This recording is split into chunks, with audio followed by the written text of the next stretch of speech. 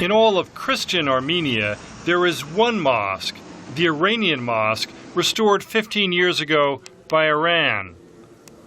The mosque offers classes in Persian and is a must-see for visiting Iranian VIPs, like Iran's President Mahmoud Ahmadinejad. He came to Yerevan 15 months ago to meet with Armenia's President Serge Sargsyan. The West seeks to isolate Iran, believing its nuclear program is being used to develop nuclear weapons, a charge Iran denies.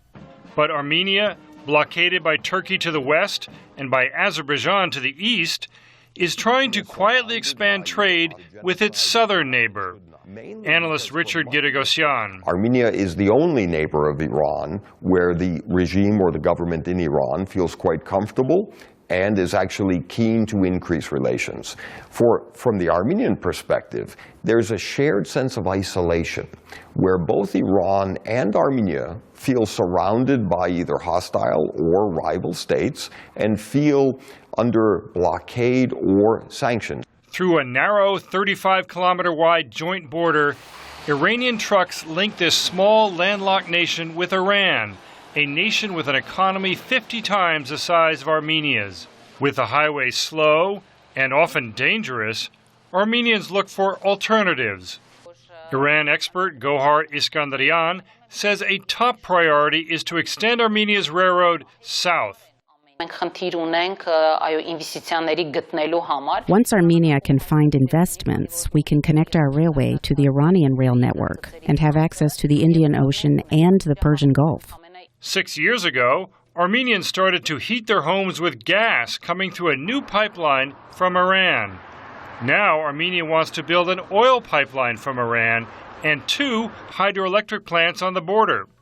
But Iskandarian says sanctions over Iran's nuclear program could block funding for these projects.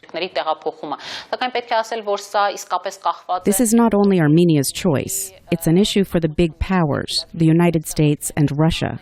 While sanctions have hurt Iran's economy and cut trade with Armenia, Richard Giragosyan sees one bright spot. The Iranian government has actually banned the import of luxury items, which includes laptops, makeup, and cosmetic products, to even chocolate.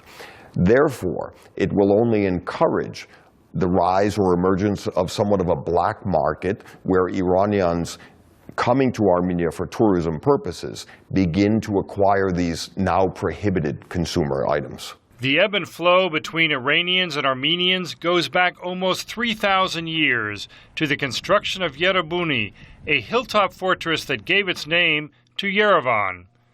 If modern-day leaders have their way, these two ancient neighbors will continue trading and visiting, paying little heed to the outside world. James Brooke, VOA News, Yerevan.